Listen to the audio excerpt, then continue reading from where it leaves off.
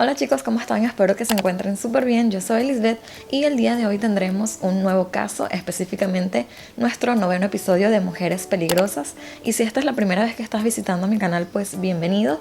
Te cuento que esta es una serie que ya tenemos 8 episodios realizados. Si todavía no lo has visto, te los voy a dejar en la cajita de descripción, el enlace directo para que no te pierdas ninguno de ellos.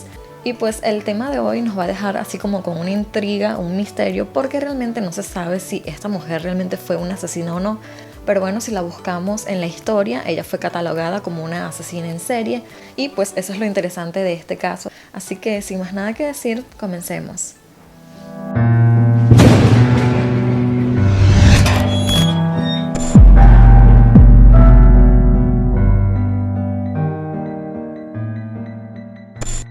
Clasificación: asesina en serie. Características: envenenadora. Número de víctimas: 12. Fecha del crimen: 1927-1949. Perfil de víctimas: familiares. Localidad: Francia. Mariette nació en Saint-Pierre de Maillet el 15 de agosto de 1896. Era la hija única de Pierre Eugène y de Marie-Louise, que era una respetable familia trabajadora campesina, propietaria de una pequeña granja en las cercanías de Saint-Pierre de Maillet. Antes del nacimiento de Mariette, esta familia ya había tenido 2 hijos anteriores, pero estos habían fallecido, por lo tanto criaron a Mariette como hija única y realmente fue una niña muy consentida. Todas sus atenciones eran centradas a ella debido a que habían tenido la pérdida de 2 hijos anteriores. Y realmente ella fue criada en un entorno familiar bastante tranquilo, bueno. Ella, por otro lado, no quiso estudiar, pero se dedicó a la granja, a aprender a coser y a hacer todas esas actividades que eran propias para la época para una mujer. Ella se casó por primera vez con su primo Auguste en el año 1920 y este matrimonio duró tan solo 7 años porque en el 1927 este falleció de una presunta pleuritis. Posteriormente, a sus 33 años, Mariette se volvió a casar con un hombre llamado Léon Bertrand, que es el apellido que ella ha adoptado y por el cual también se hizo famosa. Su segundo esposo se podía considerar un buen partido, era un hombre de familia adinerada, tenía bastantes propiedades y para aquella época ella dejó su hogar, donde estaba viviendo con sus padres, y se fue a vivir con este marido. Pero ella constantemente visitaba también a sus familiares, a sus padres, a sus tíos, pues aparentemente tenía una muy buena relación con todos ellos, pues era ese tipo de mujer que era muy dedicada a su familia y le gustaba muchísimo cuidar a sus padres, a sus tíos, a sus primos, a todo lo que estuviera a su alcance. Ella le gustaba brindarle pues ese cuidado y ese apoyo. Pero la vida tranquila de este matrimonio se fue alterando a través de rumores y de chismes que iban circulando en su entorno. Incluso se llegaba a describir a esta mujer como un poco arrogante debido a su posición económica, a su estabilidad con su matrimonio y la buena relación que tenía con toda su familia. Y los vecinos llegaban a decir de ella que era una mujer manipuladora, mentirosa y no era lo que aparentaba. Y también en otras ocasiones llegaban constantemente a decir que ella engañaba a su esposo y otras veces decían que su esposo la engañaba a ella y ella sabía pero no hacía nada. Pues al poco tiempo de su matrimonio con Léon, este hombre también hereda unas propiedades por parte de sus tíos que habían fallecido. Estas son las primeras muertes que empiezan a surgir en torno a esta familia, pues en torno a Mariette y Léon. Después de que se da la muerte de estos tíos y que Léon hereda esta herencia, ellos deciden como pareja invitar a los padres de Léon a vivir con ellos. Y extrañamente el padre de Léon también fallece, como también la madre. Uno de ellos fue por causa de ingerir setas venenosas y la madre 3 meses después aparentemente de una pulmonía. Y en ese periodo ya habían 4 muertes, era un periodo bastante cercano, o sea, entre meses nada más. Por lo tanto, ellos también heredaron nuevamente propiedades por parte de los familiares de Léon. Pero no hay nada sospechoso en ese entorno todavía, pues estas muertes se creen que son naturales, que son normales, porque las personas eran ya bastante mayores, entre 70 y 80 años, pues para esa edad uno espera que las personas tengan ciertas enfermedades o mueran simplemente por vejez. A los 3 meses también fallece la hermana de Léon, pero se cree que ella se ha suicidado, que se ha ahorcado en el ático y pues ese fue el motivo de su muerte. Ya iban sumadas 5 muertes, no se cree nada sospechoso en ese periodo, pero las personas empiezan a hablar y a decir cosas en torno a esta familia, en torno a las muertes que están sucediendo. Pero todo queda allí, en chismes y nada más. Y más adelante, en un periodo bastante corto, fallece el padre de Mariette. Y se cree que la causa de esta muerte es por una hemorragia cerebral y queda simplemente allí. El hombre también era bastante mayor y no se cree nada sospechoso en este entorno tampoco. Más adelante, Mariette decide con su esposo recibir a unos inquilinos en su casa y estas dos personas empiezan a vivir allí, empiezan a tener una buena relación con la pareja, se llevaban muy bien, cenaban todas las noches, pero resulta que estos también inesperadamente fallecen. Y para la época, pues era muy común que fallecieran de tuberculosis y pues esa es la causa de la muerte de esta pareja. Y extrañamente, lo más curioso es que ellos le dejan una herencia exclusivamente a Mariette. No se sabe específicamente, no encontré el motivo del por qué había tan buena relación o por qué aparentemente estos le habían dejado la herencia a ella, pero así fue. Y estas no fueron las únicas muertes que surgieron en torno a esta familia o específicamente en torno a Mariette, debido a que posteriormente dos primas de ella decidieron dejarle una herencia exclusivamente a ella cuando éstas fallecieran, cuando se hiciesen mayor. Y resulta que inesperadamente una de las primas de ellas, llamada Pauline, falleció tras confundir una noche un tazón de lejía con su postre, y su otra prima, llamada Virginia, cometió el mismo error una semana después. Y sí, suena bastante extraño, así como de novela, escuchar esto de que unas personas confundieron un alimento, se envenenaron y fallecieron, pero así fue. Estas mujeres no estaban viviendo con Mariette, pero estas le dejaron totalmente la herencia a Mariette. En torno a esta historia también se descubre que supuestamente Leon está engañando a su esposa y este también llega a creer que su esposa está intentando envenenarlo, a lo que decide decirle a uno de sus amigos es el temor que tiene. Y este le llega a decir, según la historia, según lo que se relata en los diarios, se cree que Leon llegó a decirle a uno de sus amigos de que si él llegaba a fallecer en unas circunstancias extrañas, pidieran que le realizaran una autopsia. El hogar aparentemente después iba tranquilo, lo único que se creía era que Leon seguía engañando a su mujer y este posteriormente fallece supuestamente de una uremia.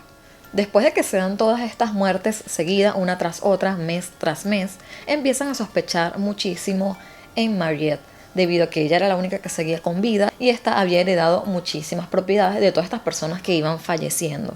Constantemente esta mujer vestía de negro, constantemente andaba de luto por todas las muertes que se iban sumando. Obviamente para aquella época los rumores empezaron a surgir más y más debido a que ella también tenía un carácter un poco fuerte, a pesar de que era una mujer muy respetuosa, también tenía como esta cierta barrera en la que no todo el mundo podía acercarse o entablar una amistad con ella. Entonces empezaron a sembrar esos rumores de que probablemente ella había asesinado a todos esos familiares para quedarse con la herencia de cada uno de ellos. Pero en la Francia de 1947 existían muchísimos los cotilleos y rumores y la gente había comprendido que la murmuración podía convertirse en un arma mortalmente eficaz. Durante los 4 años de ocupación alemana, una vez finalizada en agosto de 1944, resultaba muy sencillo deshacerse de los vecinos contra los que albergaban ciertos resentimientos. Era muy común que para la época, cuando a ti no te agradaba a alguien o tenías una cierta riña o resentimiento hacia otra persona y creabas un rumor bastante poderoso, podía la justicia caer sobre esa persona e incluso juzgarla aunque fuese inocente. Y se cree que eso fue lo que pudo haber pasado con Mariette debido a los múltiples cotilleos y rumores que había sobre en torno a su vida. Después de que se dio esta muerte de su segundo marido, ella decidió vender algunas propiedades e incluso decirle a algunos inquilinos que estaban en esas propiedades que se fueran porque ya ella las iba a vender. Se dice que esto despertó cierto resentimiento de los inquilinos hacia ella, cierta molestia y rabia, y estos empezaron a hablar también mal de ella, diciendo de que ella era la asesina de todos esos familiares que ella había tenido. Y allí fue donde surgió también el comentario de un amigo que decía que Leon le había confesado de que su mujer estaba supuestamente envenenándola. Para el año 1949 ya la policía como que estaba bastante convencido de los rumores y de los chismes que había en el entorno y decidieron así investigar a Mariette para ver si efectivamente esta era una mujer asesina o no. Sospechando que todas estas muertes se habían producido de una manera bastante extraña, la policía local dio orden de que fuesen exhumados todos los cadáveres de los parientes de Mariette en los cementerios de cada uno de ellos. Ya para principios de 1950, Varios de los expertos presentan las mismas conclusiones y descubren que en los 12 cadáveres examinados se encontraba aparentemente una cantidad prudente de arsénico para considerar la causa de muerte como envenenamiento. Estos cuerpos pertenecían a su primer marido, a su tía, a su abuela, su suegra, suegro, su cuñada, su padre, su madre, 2 primas y los 2 inquilinos que habían vivido anteriormente en su casa. Y debido a todo lo que se había encontrado supuestamente en estos cuerpos, se decidió abrir un juicio en contra de esta mujer. Y allí fue donde empezaron a llegar muchísimos testimonios de personas que decían de que sí, ella era una asesina, pero todo se iba basando en rumores. No se daban como pruebas físicas o pruebas más contundentes de que sí ella había realmente asesinado a todos estos familiares. Y parecía que este juicio se estaba desenvolviendo más que nada como en la rabia que le tenían las personas a ella. En otros de los testigos que también se llevaron a juicio, algunos declaraban en contra de ella, pero extrañamente al día siguiente estos se retractaban de todo lo que habían dicho. Y eso realmente también era bastante sospechoso y no le daba como credibilidad, obviamente, a nada de lo que se estaba mostrando en este juicio. Y cabe destacar que a esta mujer no se le hizo un juicio, sino que se le hicieron 2.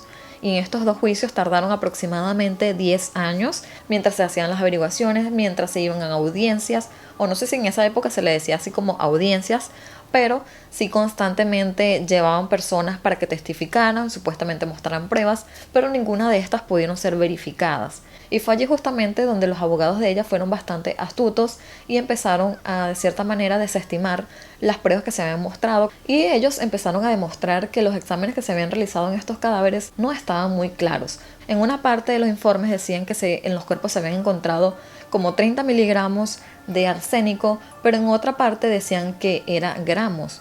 Y empezaron a demostrar que las muertes realmente no habían sido por ese veneno, sino que habían sido de forma natural, como la tuberculosis, que era muy común para la época.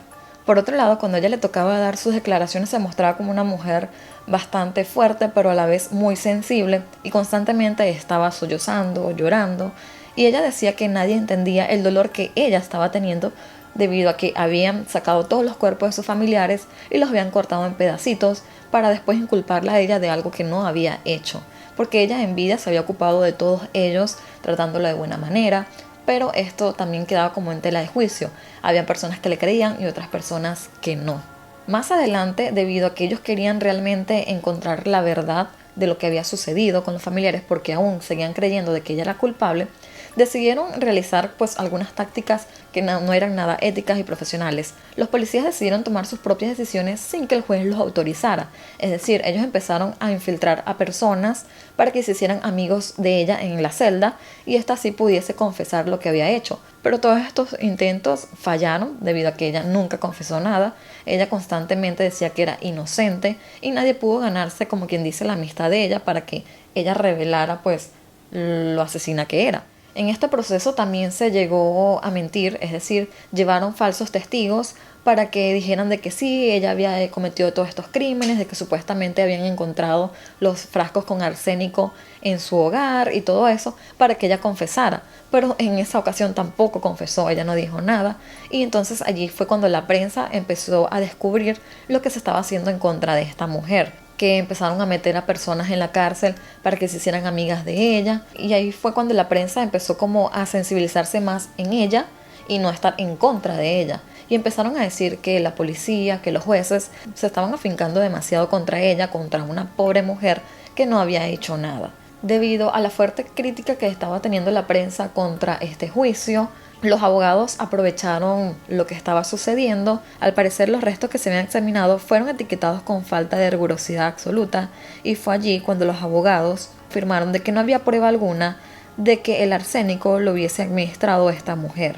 Y después se llegó a pensar de que incluso estos cuerpos nunca tuvieron esas dosis de arsénico que se decía, sino que o alguien se los había suministrado ya muerto o todo había sido falso y estos médicos habían estado apoyando una falsa. Y ahí fue cuando los jueces tuvieron que absolver pues todos los cargos que habían en contra de esta mujer y decidieron declarar de que las muertes de todas estas personas que habían sido muertes naturales como la tuberculosis, una avanzada edad, apoplegias u otras enfermedades comunes.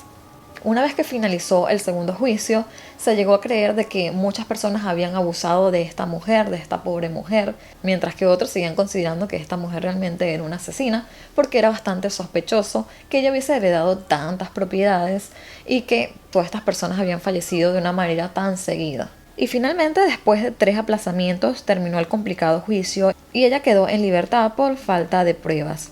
Mariette continuó viviendo en su granja y murió el 14 de febrero de 1980 con 88 años.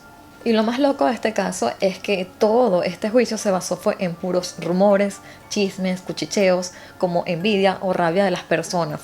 Pero a mí particularmente me ha quedado la duda de que si esta mujer realmente fue una asesina o no, si era tan astuta y mentirosa o si efectivamente fue inocente y todas estas personas murieron por su avanzada edad o por múltiples enfermedades. Pero sí es bastante curioso de que ella, exclusivamente ella, hubiese heredado tantas propiedades.